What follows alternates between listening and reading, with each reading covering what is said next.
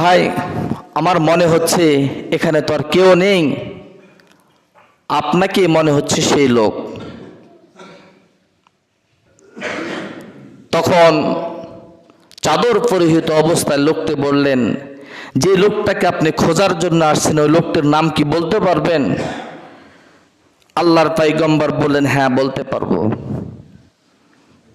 বলেন।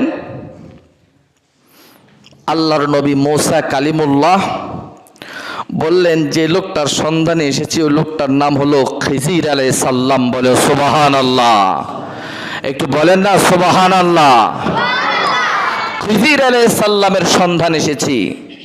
আল্লাহর পয়গম্বরকে বললেন, আল্লাহর পয়গম্বর আর টেনশনের দরকার নাই, মেন ঘাটিতে আপনি পৌঁছে গেছেন। বলেন আলহামদুলিল্লাহ।